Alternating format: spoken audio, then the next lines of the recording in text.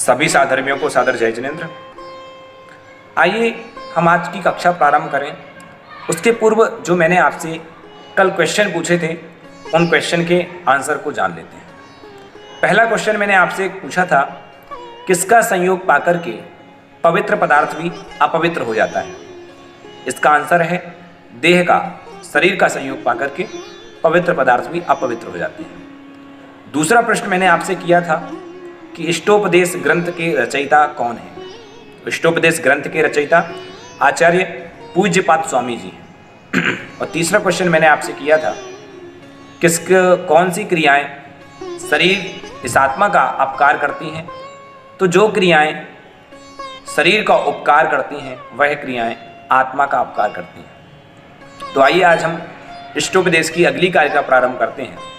और हाँ, ये जिनागम स्वाध्याय चैनल जो भी इसमें प्रतिभाग कर रहे हैं, जो भी सदस्य स्वाध्याय कर रहे हैं, वो औरों को भी जोड़ें स्वाध्याय से, ताकि ये जैन धर्म की प्रभावना अधिक से अधिक हो सके। मैं उनको बहुत बहुत धन्यवाद दूंगा जो लगातार इस स्वाध्याय में अपना मन लगा रहे हैं और लगातार प्रश्नों के उत्तर दे रहे हैं।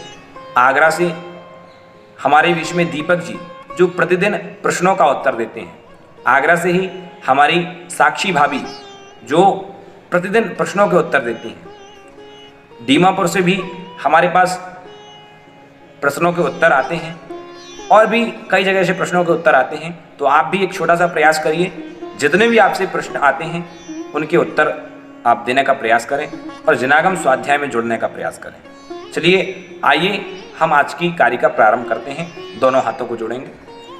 इतश्चिन्तामणिर्दिव्य इतः पिण्ड्याक खण्डकम् ध्यानेन चेदुभे लब्ध्वे क्वाद्रियन्तां विवेकिनः।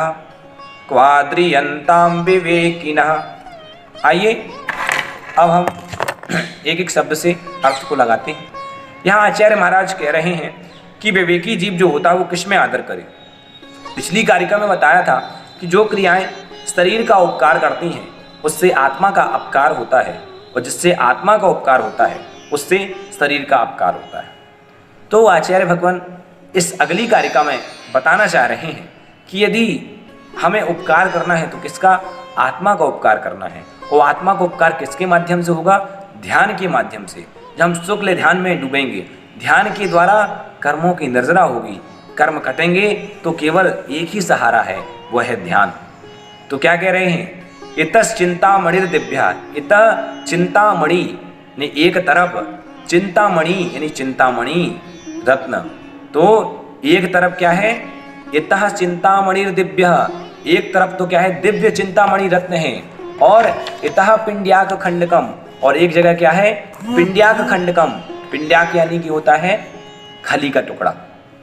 तो एक जगह तो क्या है? एक तरफ यदि आपको क्या मिल जाए? चिंतामणि रत्न, और दूसरी तरफ खली का टुकड़ा डला है, तो आप किसको उठाएंगे? ज्ञानी पुरुष किसमें रुचि करेगा? तो यहाँ आचार्य भगवान कह रहे हैं कि इता चिंतामणिर दिव्य शब्द से अर्थ को लगाएं। इतः एक तरफ दिव्य चिंतामणि रत्न है, और इतः दूसरी ओर क्या है? पिंड्याक खंडकम, खली का टुकड़ा है। तो ध्यानेन चेदुभे लब्धे, ध्यान से चेदुभे वे दोनों लब्धे यानी प्राप्त होते हैं। किसके द्वारा? ध्यान के द्वारा। यदि ध्यान के द्वारा वे दोनों प्राप्त हो रहे हैं, एक तो चिंतामणि रत्न है और दूसरी ओर क्या है? पिंड्याक खंडक यानी कि खली का टुकड़ा है। और ध्यानेन, ध्यान के द्वारा, चेदुभे वे उद्भे, उभे यानी दोनों, लब्धे यानी प्राप्त होते हैं। तो क्वाद्रियंताम विवेकिनः, क्वाद्रियंताम यानी कि किसमें आदर करेगा? विवेकिनः यानी कि विवेकी पुरुष, बुद्धिमान पुरुष, ज्ञानी पुरुष जो होगा वह किसको प्राप्त करना चाहेगा? मैं आपसे पूछना चाहता हूँ, यदि आपको कोई चिंतामणि रत्न दे और कोई आपको खली का टुकड़ा दे, खली का टुकड़ा यानी रद्दी, कोई चीज जिसका कोई मूल्य ही ना हो, यदि वो दे तो आप किसे ग्रहण करना चाहेंगे? तो विवेकी पुरुष जो होगा वो किसे ग्रहण करेगा? वो चिंतामणि रत्न को ग्रहण करेगा। तो हमें क्या करना है? ध्यान के द्वारा कर्मों की निर्जरा करना है। हमें सांसारिक वैभव को प्राप्त नहीं करना है। हम भगवान जिनेंद्र की पूजा अर्चना करते हैं तो इसलिए नहीं कि हमारे बेटे की शादी हो जाए, हमारे घर में संपत्ति में वृद्धि हो जाए, हमारे मकान बढ़ जाए, हमारा ये काम हो जाए। सांसारिक कार्यों के लिए नहीं, हमें क्या करना है, भगवान के पास जाएं तो केवल कर्मों की निर्जरा करने के लिए जाएं। दुख कहो कम्मक खो बोहि लाहो सुगहि गमनम समाहि मरणम जिनगुण संपत्ति हो मध्यम। यदि हमें प्राप्त करना है तो हम चिंतामणि रत्न को प्राप्त करें, कर्मों का नाश करें। तो क्या कह रहे हैं, फिर से एक शब्द से अर्थ को लगाएं कि इतः चिंतामणि द्रव्य इतः पिंड्याक खंडकम। एक तरफ तो दिव्य चिंतामणि रत्न है और एक तरफ खली का टुकड़ा है। ध्यानेन चेदुभे लब्धे, ध्यान के द्वारा वे दोनों प्राप्त हो रहे हैं। तो क्वाद्रियंताम विवेकिना, किसमें विवेक करेगा विवेकी पुरुष? विवेकी पुरुष किसमें आदर करेगा? अर्थात जो विवेकी पुरुष होगा वो चिंतामणि रत्न में आदर करेगा। उसी प्रकार हमें भी मोक्ष रूपी लक्ष्मी को प्राप्त करना है।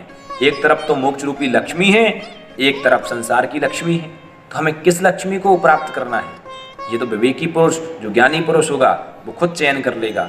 तो आज हम ये चयन करें, इस कारिका का चिंतन करें कि हम किस चीज को प्राप्त करना है, हमें कौन सा फल प्राप्त करना है, हमें मोक्ष का फल प्राप्त करना है या संसार का फल प्राप्त करना है। तो आज की इस कारिका में हमने सीखा कि विवेकी पुरुष जो होता है वो हमेशा चिंतामणि रत्न को प्राप्त करता है और उसी में अपनी दृष्टिपात करता है। तो आज ये हमने सीखा है। अगली कारिका में आचार्य भगवान क्या बताएंगे उसके माध्यम से हम समझेंगे। तब तक के लिए सभी लोगों को सादर जय जिनेंद्र। सभी लोग अपने घर में रहें, लॉकडाउन का पालन करें, स्वस्थ रहें, स्वच्छ रहें और अपने भारत को स्वस्थ बनाएं। सभी लोगों को पुनः पुनः सादर धन्यवाद।